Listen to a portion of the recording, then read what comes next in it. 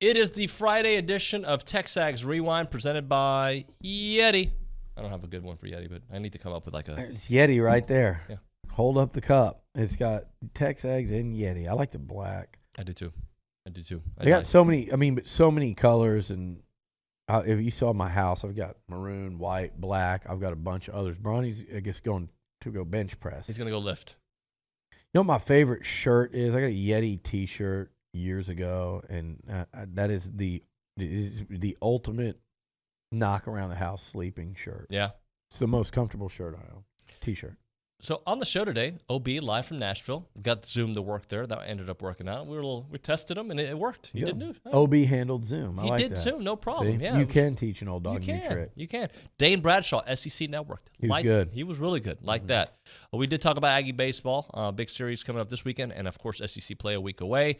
And this guy on A&M seeding. And let's just do a quick 10 seconds on it. Where do you think they end up seeding wise? Well, I just said I think if A&M wins tonight, I think they win the tournament. And it's going to be a very tough out. Arkansas is going to be a really tough out. But what I was getting at is we always focus on, oh, man, Arkansas is a tough matchup. Man, if they get a 7 seed, they're going to have to draw 2 in the second round if they make it. Well, no, the 2 has to draw a 7 seed that should probably be a 4 or 5. And Arkansas has to play an A&M team that's beat them 3 out of the last 4. So let's not underestimate what A&M is in the eyes of the opponent. We're looking at it from a maroon white lens, and we're just worried about what's going to keep A&M from advancing in these tournaments. Right. This is a really good basketball team. Arkansas is incredibly talented. The Aggies were 15-3 in the league for a reason. Arkansas was 8-10. Texas A&M is one of the 2 best teams in this conference. Arkansas is one of the most talented teams in the conference. Win or lose, I like the idea of playing a team like this. I would love to see them win and play Arkansas, Kentucky, Alabama, because the talent level there. And so when you get in this tournament, if you do make it in a couple rounds in, you're not going to be worried like that. You're going to have proven to yourselves and everyone else that you could. The talent. Everybody goes, well, if A&M runs into a really, really gifted athletic team, well, you ain't going to find more than those 3. Right. And by the way, they've already beat their record against those teams. They've beaten them already, 2 of the 3. But the more you play them, I think the more it prepares you if you do get into that second weekend of the tournament, or if you're a 7 seed, have to play a 2 in the second round, like the length, the athleticism, all that stuff, the leaping ability, the rebound, like. You've seen it. You've seen it plenty in the SEC, but if you see enough of it this week, I think it gets you into that rhythm. Yeah, here, check it out. It's TexAgs Rewind. Let's talk a little bit about the matchup. It is set. Arkansas. Your thoughts on – I thought that game last night, I don't know how much of it you were able to watch, I thought was awesome, because it looked like Arkansas was going to run away with it. Then Auburn makes their run there towards the end. They have a chance on the last possession. Arkansas is a team that has not played well. I think picked up a little bit of confidence the way they played yesterday. Well, it felt like Arkansas was dominating that game, but they never could pull away. I think they got as much as maybe a 12 or 13 point lead, and Auburn always kept coming back and actually got the lead, I think, with under a minute to go. They were down at least, I think, 12 or 13. And then for just a few seconds, Auburn was winning 74-73, I think it was. Maybe it was 73-72. So that was kind of astounding in itself. I didn't think Auburn played well, but I don't think Arkansas is a particularly good defensive team.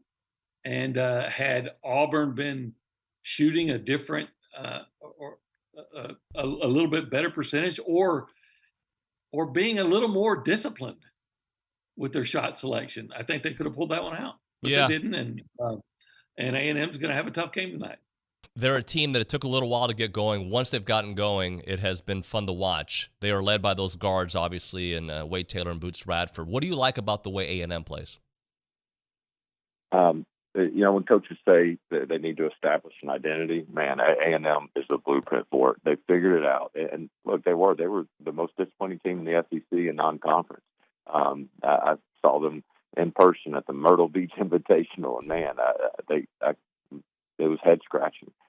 but they got it figured out. They've got their rotations. And other than the game at Ole Miss where Dexter Dennis didn't play, they've had the same starting lineup through conference play. They've had the same guys coming off the bench. They know where they're getting their minutes. And there are not many teams in the SEC that can say they've had that sort of consistency. Some of it's been good fortune with lack of injuries. But, man, it's the consistency. They make you play to their style with some of the trapping they do and their no-middle drive principles.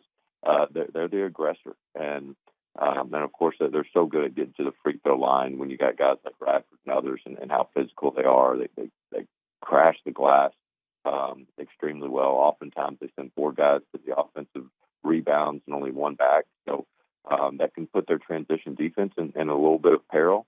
But it also tells the guys, hey, we're sending you to the glass for a reason. You better come up with it or it's going to be, heck, getting back. And so my hat's off to the way they've performed, and thrilled to see them get so hot during conference play to where they don't have to worry on Selection Sunday like they did a year ago.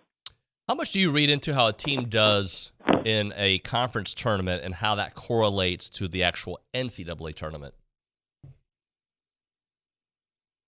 Well, look, I'd like to think that momentum always carries over, but not necessarily. And I hate to cop out with the all about matchups type thing, but I'll use Arkansas tonight's matchup for the Aggies as an example, though, where it's unique. Like I thought, win or lose tonight, I thought Arkansas just had to have that win last night. All right, let's start off with this Northern Kentucky series. Scotty, how are we feeling about things? I feel pretty good. I think they're going they come in with some success hitting the ball, but they haven't pitched very well. And that's a bad recipe to have against the Aggies is to let this offense continue to get on track. What they've done against the non-Louisville pitching staff here recently, held their own against Texas Tech, had some barreled balls that didn't go, but against everybody else, they're really swinging the bat well, and that doesn't bode well for Northern Kentucky. Yeah, I think so too. I'm still waiting to see the offense get off the mat, and I think there's still a little bit too much swing and miss. But maybe a one final non-conference weekend against a non-power opponent will help things get moving in the right direction with LSU coming in a couple weeks. I think that it is pointed in the right direction. I think as over the last week or so, the outlier is the Tech and Louisville. So, yeah, I mean, they've been beating up bad pitching, but I've also been encouraged by the way some of the at-bats are coming together. Obviously, Austin Boast looks like back to his old self. I think Jack Moss has actually been the most unlucky guy on the team, or one of the most unlucky guys. He's hitting 260, 280, something like that. What's he hitting, 268? Who? Jack Moss? Yeah, he's dropped down to like 264. And on last Tuesday against Incarnate Word, he hit 5 balls, rockets. He only got 1 hit. I mean, that's the way the game of baseball goes sometimes. I also think they went 8-10 in the conference. In league play over an 18-game stretch, they lost more than they won. They lost to LSU early in the year, but they lost to LSU. They lost at home to Mississippi State. I know A&M lost on the road. That team is a huge swing team, home away. I think they lost twice to a Missouri team. I'm not positive. I think they lost twice to a Missouri team that A&M beat twice. They couldn't beat Alabama like A&M did. They couldn't beat Tennessee like A&M did. So while we're worried, and I think you need to understand this, fans and me and you going into the postseason too. So we're worried, like, man, if A&M gets a 7 seed, they might have to play a 2 in the second round. And, first of all, you better get by the 10, right. Number one. But number two, the team that should be worried about Texas A&M getting a 7 seed is the 2 seed. A 2 seed that would draw A&M in the second round on 2 days, a 2-day turnaround to prepare for Buzz Williams' system and the way those guys play, that is a nightmare draw for a 2 seed. That 2 seed would be getting screwed. So remember that when we go, so same thing with a 3 getting A&M as a 6. It's like, man, yeah, they're a 6. They're a 6 based on their resume, but for 2 months they've been playing as a 3.